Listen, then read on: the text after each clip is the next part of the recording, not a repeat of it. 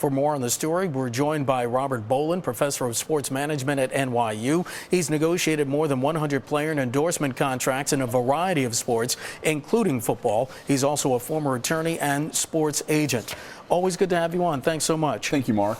Talk to me about Plaxico Burress. Are we going to see another situation where Michael Vick served his time but then came out and his career and his image were rehabilitated, if not rehabilitated, at least resuscitated? Well, I think Plaxico is going to get a chance to play in the NFL this year, if there is an NFL to play to. So he's a little bit unlucky on the idea that he'll probably be reinstated to the NFL fairly immediately. But that reinstatement will be dependent on when there's a league to come back to for him. So that's going to be the first challenge for him. The second one is he's going to maybe be a little lucky on this level. There'll be a very abbreviated period of free agency whenever the league comes back from its lockout, which I think may be sooner rather than later. But whenever it happens, there'll be a scramble for players, and the fact that he's known to be available and probably will be available at something of a discount economically may make it good for him. Talk to me about Commissioner Goodell and what the league are doing. When you have a situation like this, when you have a star player, one of the heroes of that Super Bowl win against the New England Patriots, and then he gets into this type of trouble.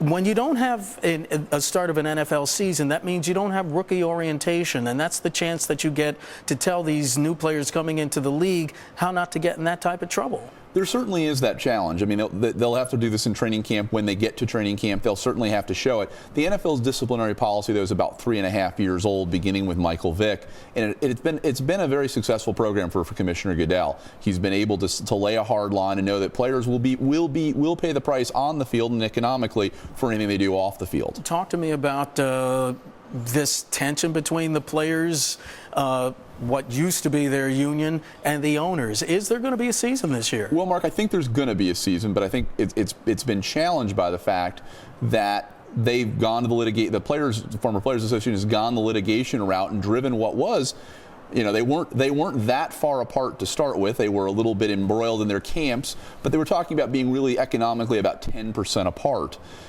The fact they've gone this now for several months of litigation, and one side will probably in the next 2 weeks be judged a winner or a loser, probably gives us a really great opportunity to find a settlement in that period of time. So both sides could kind of say, hey, we pushed the other side to the limit, we worked as hard as we could, and we got a settlement that is favorable to us. So I think a settlement might be coming. If I can ask you in about 30 seconds, a settlement is more favorable to which side?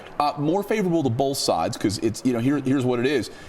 The NFL might win, or the NFLPA might win, but one side would definitely be a loser. Here's the good part. In a settlement, both sides can preserve what's important to them and get some labor peace going out of that. All right. Professor Robert Boland from NYU joining us. Always a pleasure to have you on. Thanks so much. Thank you so much. Thank you.